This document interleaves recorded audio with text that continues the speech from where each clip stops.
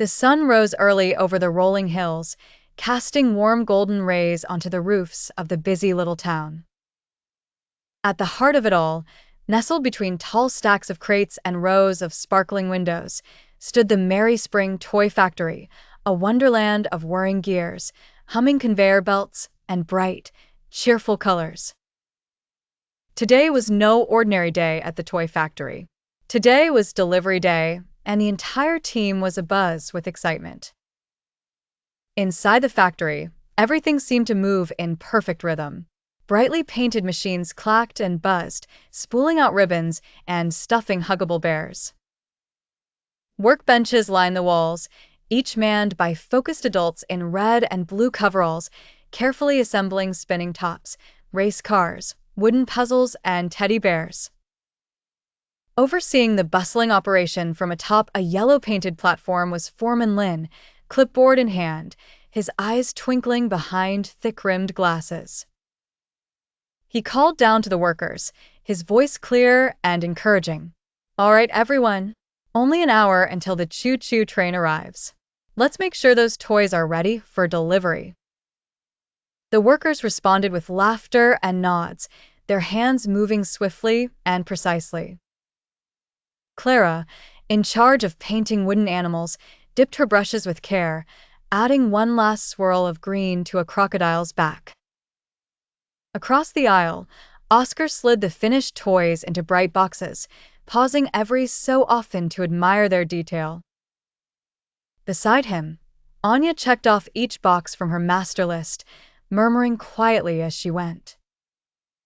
Each member of the team knew their part by heart. Every toy mattered, and every delivery was a promise kept. Outside, a gentle horn echoed through the morning air. Everyone paused, smiling. The choo-choo train had arrived. Painted in cheerful blues, yellows, and reds, the Merry Spring toy train wound its way around the side of the factory, its steam puffing soft clouds high above the rooftops. Leading the train was Engineer Finn, a sturdy, kind-faced man with a bandana tied around his neck and a wide, easy smile. He opened the train door and tipped his cap to the waiting team. "Morning, Merry Spring. Looks like a big haul today." "Yes, indeed, Finn," replied Foreman Lin. "The biggest shipment in months. We'd better get everything loaded before afternoon."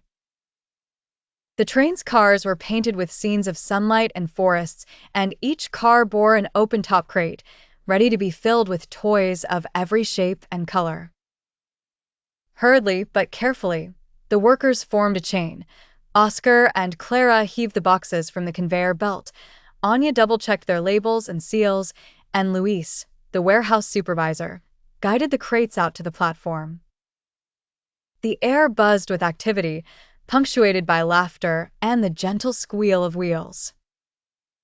Step by step, every box was stacked neatly into the train's cars. Towering teddy bears filled one crate, cars and trucks another, wooden ducks and spinning tops filled a third.